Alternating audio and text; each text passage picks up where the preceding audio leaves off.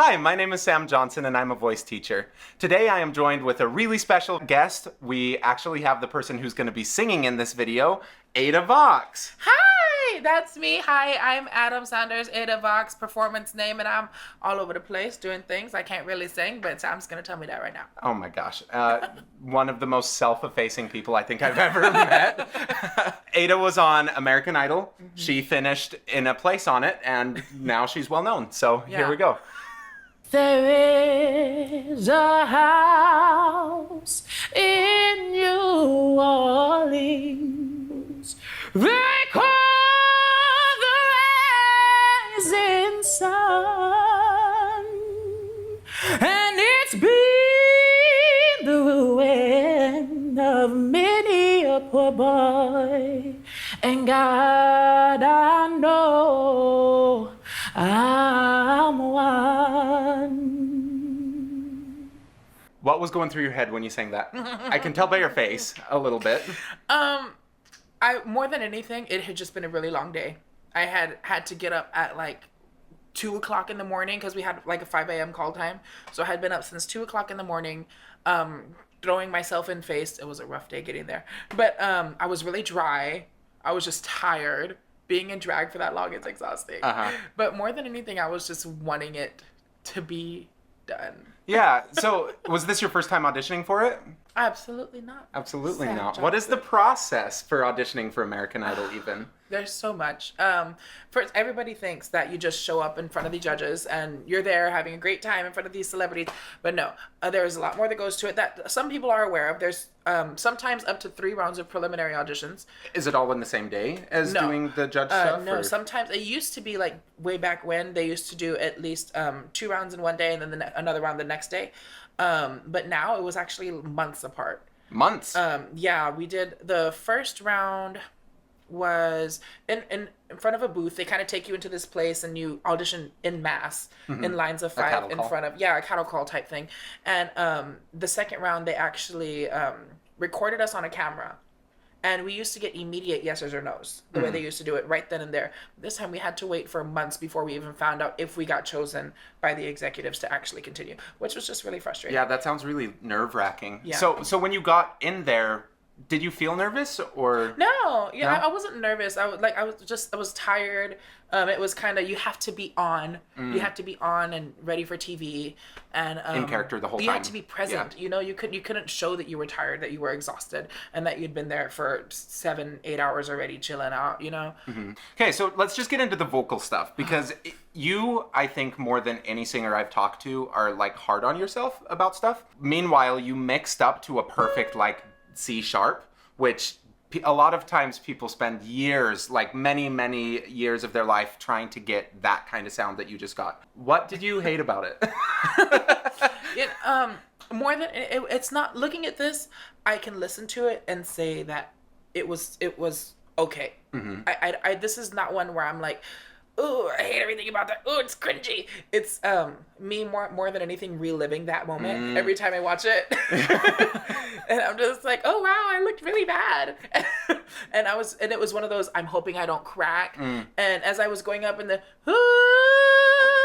it was I was dry, so I was like, I'm hoping I don't crack, and I was really focusing. I don't know if you noticed, I closed my eyes and kind of was making sure that I was properly getting everything right. And everyone knows I love the slide. I think it's like the most useful tool in anyone's toolbox. And sliding up through that, it helped you just thin out gradually rather than if you went like, they called right into it. Absolutely. That would be so much harder. So I think that's a really usable tool, and most people can use that immediately. Yeah, it's a good, easy tool to get through, especially when you're having some difficulty. Work your way up instead of just trying to hit it on is one thing that I've learned through so many years of trying to be decent. Have you always had that? Like that? Do you consider yourself a countertenor, one? Or do you categorize yourself in any voice type? Because you have this very wide range, and it seems like you primarily do everything above C3. Yeah. Or above C4. I'm very comfortable in 4th to mid-5th. That's my comfortable, happy place. But I don't categorize myself. I don't put myself in a box and say that I'm this or that. When people ask, they say, what is your voice type? They want to hear me say I'm a countertenor. And yes, I have use of that. I can do it, whatever. But I don't like to classify myself because I can do so much. I like to think that I have a wide usable range, and I just call myself a vocalist. I would argue that because you do all of those things, that's why you can do any of it. Like it's the cross training and being able to sing all through your range rather than just focusing on one part that lets you have the versatility to do all the things that you do. I've loved everyone from Josh Turner, who's all the way down here, to Lisa Fisher, who's out there. She was when Minnie Riperton, who are doing the whistle tone. Yeah. So I've listened to all of it. I've drawn inspiration from all of it. And one of the things that I thought was most important, because growing up, in the 90s area, early 2000s, everyone's belting, doing all these riffs and runs and high notes. It's Mariah Carey, it's Whitney Houston, it's all of them. Did you listen to mostly female vocalists growing up? Yeah, I have a preference to female voices. They're just more pleasant to me. I like a vocalist who can sing, and you just don't see that as much in male vocalists. But I really appreciate a female voice that is talented, because there are some that aren't. Yeah. Who I think we're all very aware of. But I enjoy someone who's skilled at what they do. So now let's look at one of your well-known performances. We're going to look at my performance of Creep by Radiohead.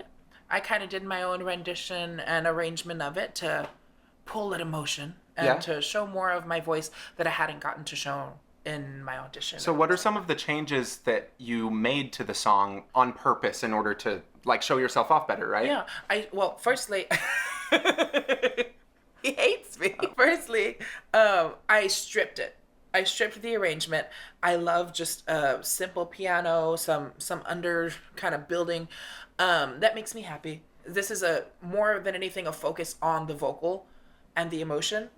So I think really just from the original arrangement, this was just a vocal performance as opposed to a full-on ensemble. So stripping it down. I would love to know what it all feels like to you. And I know that watching old videos of myself, it's so easy to be like, oh, I know exactly what it was happening in that moment and what my intention was and everything. So before we even start, what was going through your mind right now before you start singing? What were you thinking about?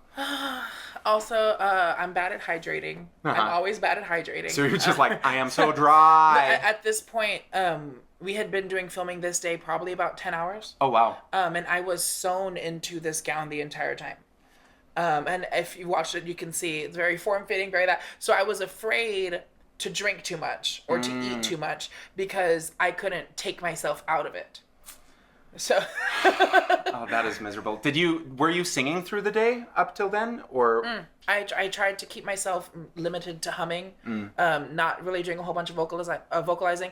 Mostly, one, to save my voice, and secondly, because we were in a hallway all together where they were doing filming, where they were filming us in the waiting room and everything else, getting their B-roll, so we couldn't do a whole bunch of all that. It was a lot of, they wanted us to be waiting and patient and nervous, and it worked. I was just bored. Yeah.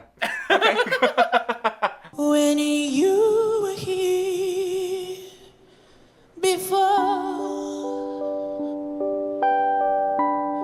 I couldn't look you in the eye. So to me, that's connected. Would you consider that flipped or falsetto or anything? How would you describe that voice? I think a lot of this is mixed. Yeah, I agree, because you can hear just this pingy sound that carries it down. That's what I liked with this song in particular. I wanted it to carry. The very first time that you started, it didn't have as much of that, but then the next time you kind of leaned into it, which is cool. That sound, I think, is really versatile. So it lets you move. It lets you get very big if you need to, or really, really quiet. Where if we were completely flipped, with you, as soon as you start trying to get loud with it, it just doesn't work. You're just like an angel. Your skin makes me cry. See, it's just at the end of the phrase that you kind of let go of that pingy sound. All for style. Yeah. I'm a widow. What the hell am I doing here?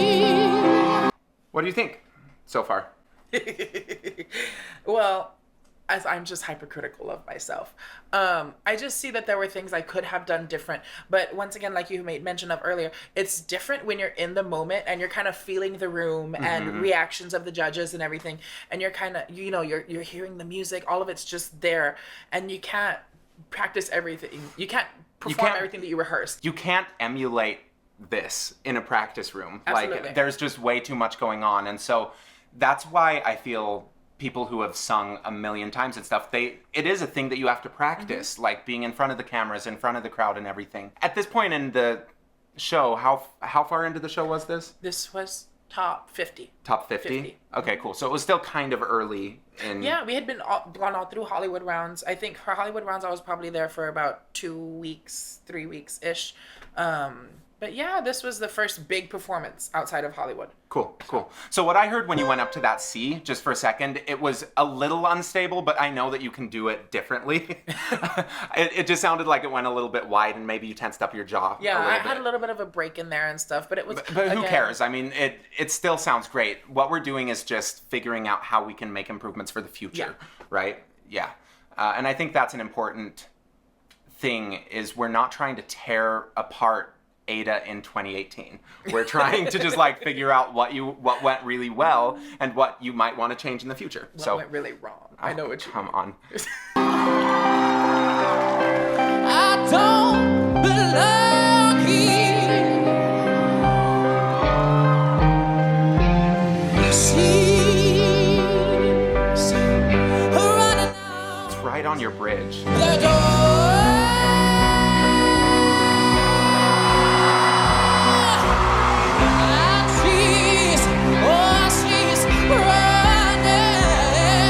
Unlike the run, it goes into this really, not the run that you actually do, but the word run. It sounds like it's very forward like that. It's because of where it was in my voice at the time.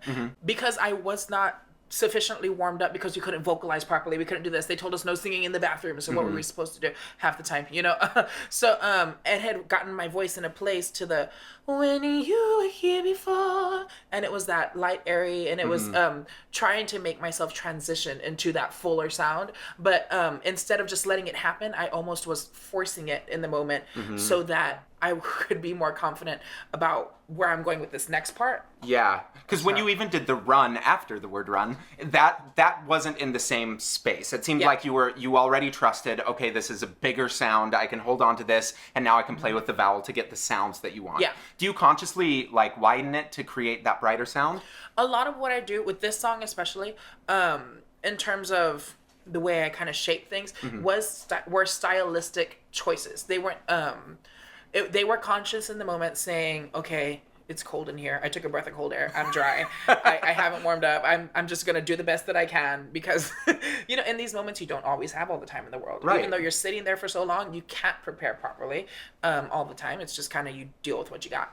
So in this moment, it was, I know what I have to do. I'm very conscious of what I'm doing. A lot of the time, my eyes are closed when I'm doing these runs and whatnot, because I'm focusing on where am I, here vocally, what can I do to do a lot of that? Because I can slide, I can do it in mix, I can do it in chest.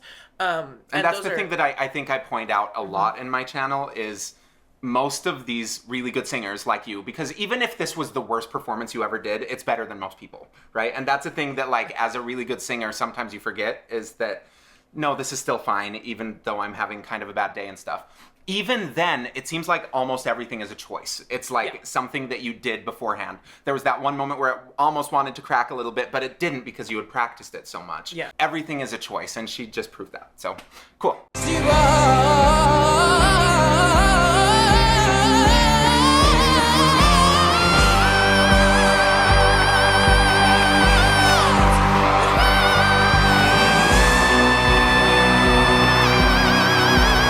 Like the A a lot more than the G. Those teeth.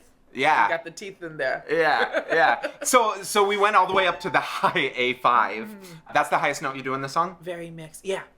But it was completely mixed. It seemed like on the G, actually, though, that was where it was trying to, like, pull a little bit. Yeah, because I don't know if you noticed, but I didn't switch into mix until pretty close to the end of the run, I was kind of pulling chest, and it was at that very last, I think the very last flip or two, where I realized if I don't do this, I'm going to crack. Well, you were mixing before. It was just a very heavy mix. Yeah. So there are a few muscles that are involved in producing the voice. One is primarily involved in head voice. What is head voice to you? To me, head voice is the connected part of the upper register. Okay. Because I consider Do you feel it head up in your voice head? and falsetto two different things. Is that weird? No. And a lot of people do that. That's why falsetto has the word false in it. Yeah. Is because like back when all of these words were first being developed, it was the wrong way to sing. Like in classical music, they just didn't want you to do it, so they called it falsetto. It's fake. It's not, you can't do it and stuff. To me, it's just really breathy. Yeah. But it's just the very edges of your vocal cords. As soon as we start getting a little bit more, then it's connected. When you got to the G, it was a lot of that. Yeah. Like there was a lot of the chest voice muscle involved. And then when you slid up, it just thinned out immediately. So I thought that was a lot of skill to be able to do that. Also, when you get up to that A, you kind of have to open your mouth wide like that, right? Yeah, for sure. And it's like I saw in one of your last videos as well, the whole thing with the teeth. I do that as well. I feel like it's kind of a natural thing for a lot of us that get used to singing up there. You find ways to make it easier. And that just opens up the cavity nicely, creates the right space. Better. And so what would happen if you tried singing that without opening or without showing your teeth? I honestly probably would crack. Yeah. Just because the cavity wouldn't be proper. And having it covered with your lips, it just makes it a little bit darker. And to get that really blaring, bright sound, like we want to give every hard surface in our mouth an opportunity to bounce some sound off of it. So I thought that was really cool that you recognized actually in the moment, no, this is a little bit heavy, and then you thinned it out, along with opening the vowel up to a vowel that actually works that high.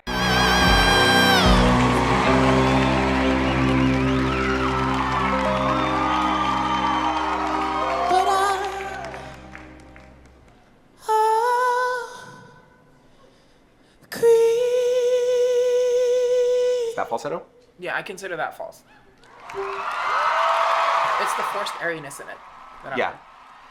No, and that's the thing is like, once you learn how to mix pretty well and you have that connection all the way through your range, sometimes people consciously need to choose to put a bunch of extra air through in order to imitate a falsetto, even if they're not actually going to a true falsetto. Yeah. And if you're able to do that, it gives a lot more control, because you can go from a really quiet pianissimo to a very, very loud sound, where if it was completely neglected and we didn't have any of the chord closure, you wouldn't be able to do any of that. Yeah, and mine's I feel like mine's definitely more of a falsetto. Is that weird? So like you're faking falsetto? Yeah, it's an imitation of it as opposed to the real thing, only because I'm so used to, like you said, mixing so heavily that it's something that I can manipulate. But it's not the real fake way of singing.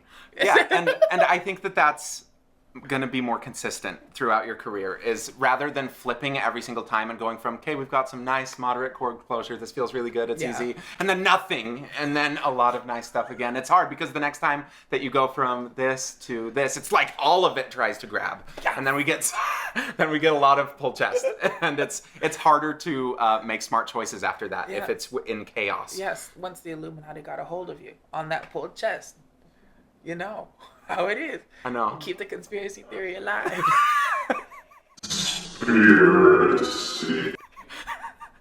So, did the Illuminati approach you prior to this, or did they just show up day of? Like, how long have you... were directly staring at me from the balcony.